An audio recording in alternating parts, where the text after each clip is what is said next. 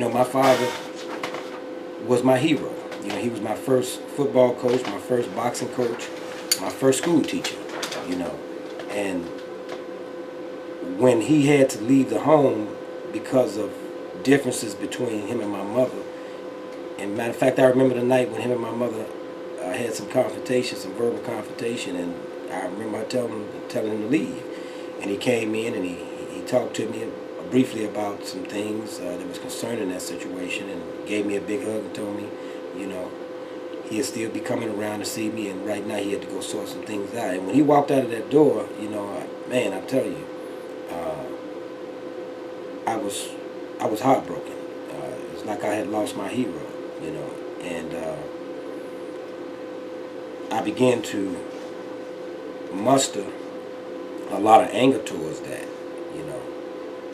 and I started to resent my mother a lot because I thought she was at fault for that, and she began to take up on other relationships with other men, and things like that, and that really, really, really angered me a lot because I had never knew anybody but my father around me.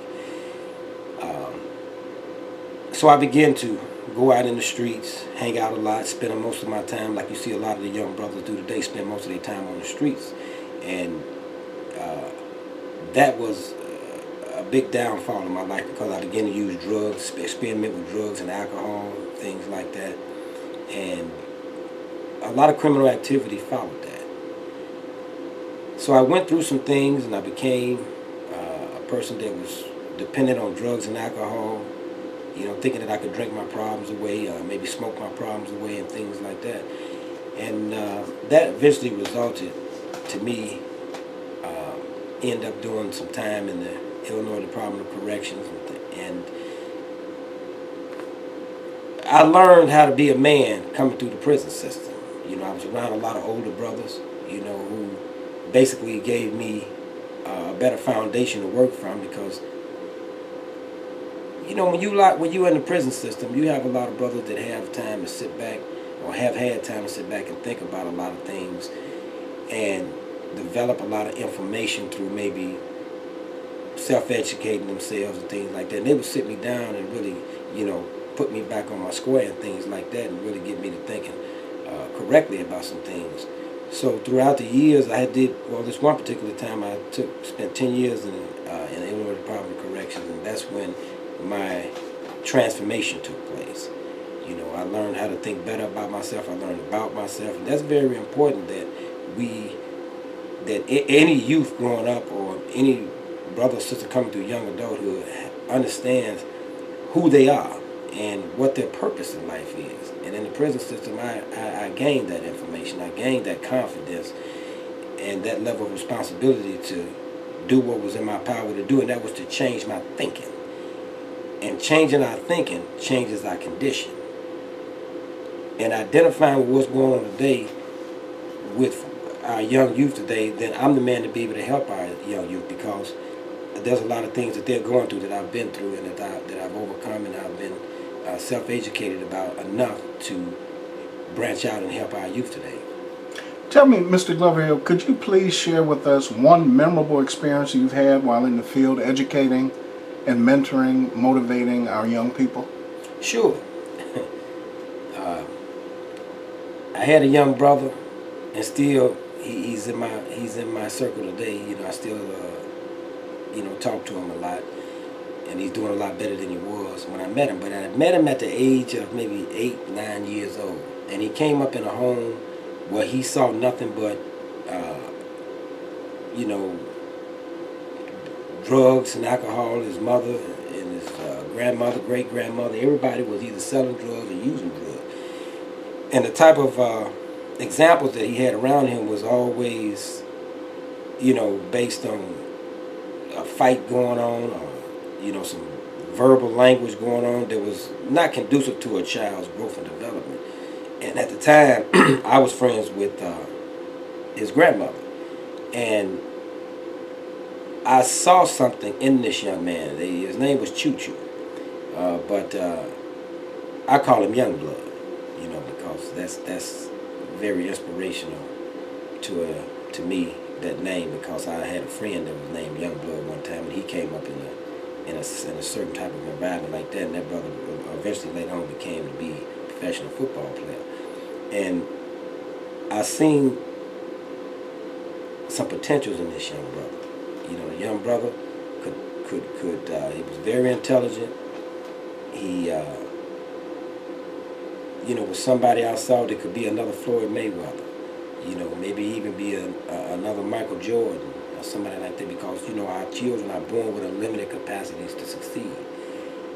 So I began to work with the little brother, set him down, have conversations with him and things like that, and I found out that he was more interested in me as I was in him. Maybe he saw something in me and I saw something in him, so we began to, become friends.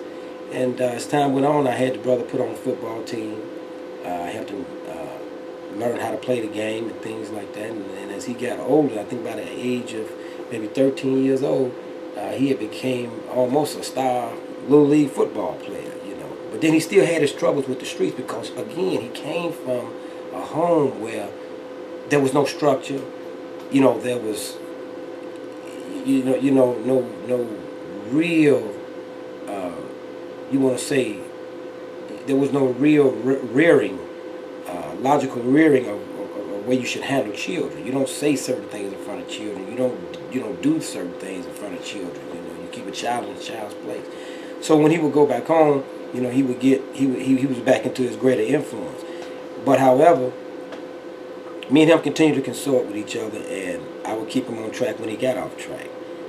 And eventually he went on to play ball in high school, and he started getting scholarships and things like that. Although now he still had his battles with gangs and things like that, because when the brothers and sisters are at that age, they will continue to be approached by their peers about things that it would not be conducive for them to get into, like gangs and certain associations and things like that. But he would always call me up and say, "Hey man, I got approached today by somebody telling me, man, I got to join up, man, because I live in the neighborhood, And I would talk to him about that and ask him, was he a leader or was he a follower?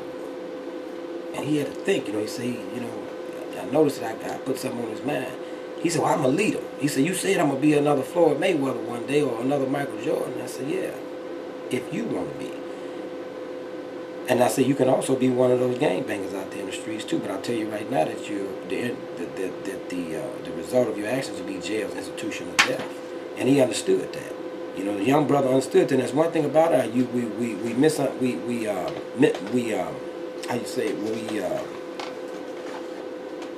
We underestimate their thinking and their decision making. There's nothing wrong with them making decisions, but they have to be taught how to make the correct decision. What's best for them. And by me asking him, was he a leader, gave him something to think about. Was he a leader or a follower? He wanted to be a leader. And at that point, he was able to shun away from becoming a part of the street gang or hanging with those gang members and things like that, because he knew he would have to be a follower, because he would be under a structure where people would be telling him what to do and things like that. And the brother didn't want to go to jail. He wanted to end up in the type of position he have seen other people end up in that was in trouble. So, make a long story short, he became a very strong leader. He became someone that was a leader on the football team and things like that. And before you know it, this brother here had graduated from high school and went on to college. He didn't become an outstanding person on the football field in college, but he was able to pursue his academics and things like that. And once he graduated from college, he went on to the armed forces and made something of himself. And right now, I think he has a couple of children and a wife now. But he survived. That's the point I'm trying to make. He survived the game based on the fact that he had a big brother, and he was my little brother. And that's what my organization is all about. We want to inspire youth to do great things, to realize that they've been born with unlimited capacities to succeed. But all they have to do is first be responsible as leaders to think and do for themselves and not be influenced by the outer influences of life that can lead them to eventual jails, institutions, or death.